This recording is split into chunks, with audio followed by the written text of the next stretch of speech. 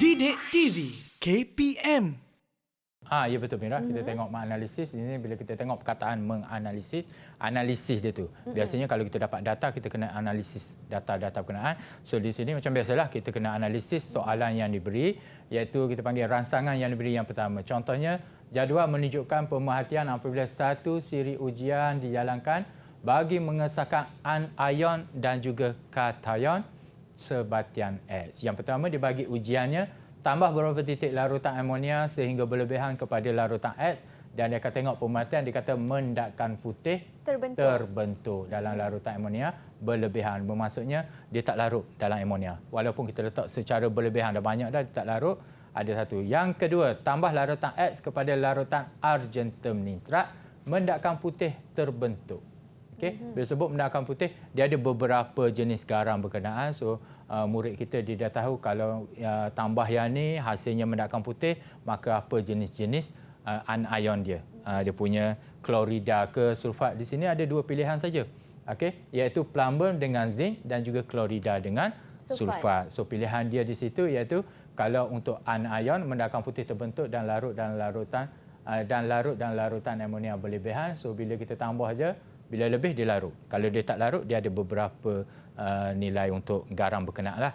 Okey, so jawapannya adalah anion bagi klorida dan juga zinc. So nama bagi garam berkenaan adalah zinc klorida. Okey, so analisisnya adalah dikena analisis satu-satu nilai berkenaan. Okey, yang kedua. Rajah 1 menunjukkan susunan radar sebagai satu sel elektrolisis antara yang berikut, yang manakah berlaku jika eksperimen itu dibiarkan selama 1 jam. Okey, kita tengok di sini apa dia, iaitu kuprum. Dua-dua logam yang digunakan adalah kuprum. Dan satu lagi kita tengok adalah dia punya sel kering. Di mana sel kering ni dia membantu proses daripada tenaga elektrik kepada tenaga kimia. Maksudnya berlaku tindak balas kimia dan juga ada larutan kuprum 2 sulfat. Katakan larutan yang digunakan ni adalah larutan lain, maka tindak balas itu tidak akan berlaku sebab dia tak, orang kata apa, dia tak matching dengan kuprum ni. Dia tak match, dia tak boleh berlaku kehilangan elektron dan penerimaan elektron. So di sini tak ada masalah larutan ni dia tu. Okey, bila kita tengok sini kedua-duanya, maka satu akan kehilangan elektron dan satu lagi akan terima elektron. Okey, yang satu yang mana akan kehilangan elektron dan mana akan terima elektron, dia akan jadi positif dan negatif. So kita tengok dia punya jawapan dia terus. Sebab kita tak nampak lagi sini, kita tengok satu-satu. Dia kata elektrod P semakin tebal. Yang ni semakin tebal. So kita tahu yang ni positif, yang ni negatif. So automatik di sini adalah positif, yang ni adalah negatif. Yang positif tu akan kehilangan elektron. Bila sebut perkataan kehilangan elektron, maka dia akan jadi nipis. Maka adakah jawapan yang ni betul? Dia kata P menebal. So dia salah. Jadi nipis, salah. Yang kedua, bacaan ammeter menjadi sifar. Okey, menjadi sifar dia ada dua kaedah, Mira. Satunya, bila murid kita tengok dua-dua logam yang sama, kalau ikut dia punya tindak balas kimia, memang dia sifar. Tetapi kena ingat, sebab dia guna sel kering, maka dia punya nilai itu tidak akan jadi sifar sebab dia dibantu oleh tenaga elektrik untuk menghasilkan tindak balas kimia. Maka adalah dia punya nilai A dia. So yang ni salah lah, menjadi sifar. Okey, gelembung gas dihasilkan di elektrod Q. Gelembung gas dihasilkan di elektrod Q, maksudnya di sini. Adakah terdapat gelembung-gelembung gas? Maka dia tidak dapat. Cumanya elektrod Q ni bila yang ni dah menipis, salah satunya akan jadi menebal. Dan yang ketiga, keamatan warna biru larutan tidak berubah. Kenapa tidak berubah? Iaitu saya kata tadi, dia kena matchingnya iaitu larutan kuprum dengan kuprum. Sebab dia guna kedua-dua kuprum, maka satu akan hilang elektron, satu lagi akan terima elektron, dia akan terenap di sini. Maka hilang dengan terima, dia dah jadi maintain. Bila dia dah seimbang, maka tidak akan berlaku apa-apa kepada larutan berkenaan dari segi warna dia. Keamatan warna ni, sebab keamatan warna, dia akan berlaku berkurang sebabnya elektron di dalam tu akan dinyacas, maksudnya di situlah. Okey, so jawapannya adalah D. So kita tengok di situ. Maksud analisis dia lebih tinggi sikit sebab dia ada 4 kriteria dia. Yang pertama dia kena faham dulu, ingat dulu apa yang berlaku, faham, dan dia kena aplikasikan untuk yang inilah tindak balas berkenaan. Dan seterusnya Kita tengok soalan nombor 3. Yang ini lebih kurang dengan yang tadi. Cuma bezanya apa? Bezanya dia guna logam Q, logam P, logam Q dan juga logam P ini selepas 2 jam. Apa yang berlaku yang dia nampak. So analisisnya iaitu logam Q dia tengok di sini. Tak berapa nak nampak lah. Yang nampak jelasnya adalah dekat logam P dan diguna larutan kupuran 2 sulfat. Bermaksud satu logam kehilangan elektron, satu logam lagi menerima elektron yang berlaku mendakkan di sini. So dia kata berdasarkan rajah 2, pernyataan manakah betul? Logam P adalah terminal positif. Kalau kita tengok di sini yang tadi, okey, yang ni beza dengan yang tadi. Kita tengok yang tadi dia ada sel kering, tetapi yang ni tidak ada sel kering. Bila tidak ada sel kering, murid kita dia dah faham iaitu yang kehilangan elektron adalah terminal negatif, yang terima elektron adalah terminal positif. Yang itu dia faham sebab dia tidak menggunakan sel kering. Kalau dia menggunakan sel kering, yang kehilangan elektron adalah positif sebab dia ibarat orang kata apa, dipaksa oleh sel kering tadi untuk menjalankan proses tindak balas kimia. So kita tengok sini, logam P adalah terminal positif. Terus dapat jawapan dia. Yang lain-lain itu kenapa kita boleh abaikan? Okey, boleh tengok elektron mengalir dari logam P ke logam Q. Bila sebut negatif positif kita dah mention kat sini, maka elektron dia akan mengalir sini daripada negatif ke positif, iaitu daripada logam Q kepada P. Maka yang ni salah lah. P ke Q. Patutnya Q ke P. P boleh menyesatkan Q daripada larutan garamnya. Okey, Q dia lebih reaktif. Maka Q daripada larutan garam, P boleh menyesatkan Q. Maka P berada di bawah, dia tidak boleh menyesatkan garam tersebut. Maka yang ini salah.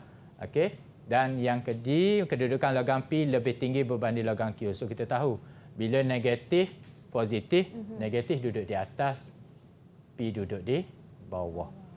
Banyaknya analisis kepada gambar berkenaan. So dapat teruslah jawapan ini. Memang kita dapat terus bila kita dah faham mana satu negatif dan juga mana satu positif. Okey, seterusnya. Boleh merah kita pergi seterusnya. Soalan nombor 4. Ada situasi X dan juga situasi Y.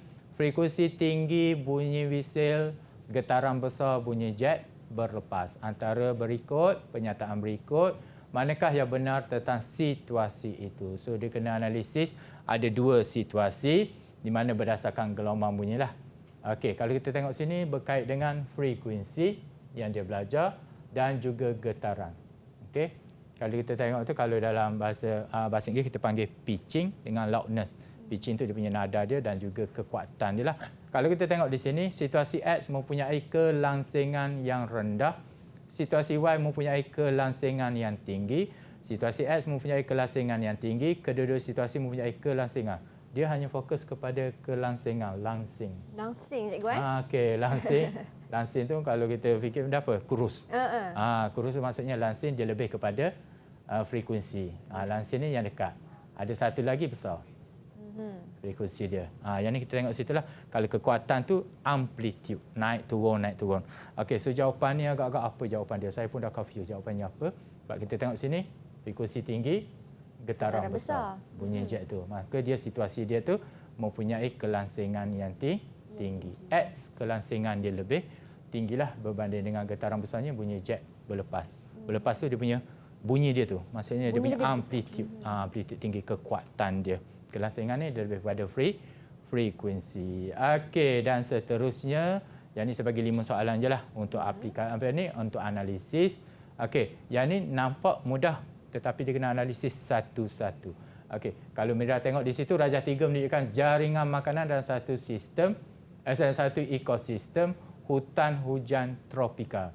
Kadang-kadang takut confuse baca ni, hutan tropika lah. Hutan hujan tropika.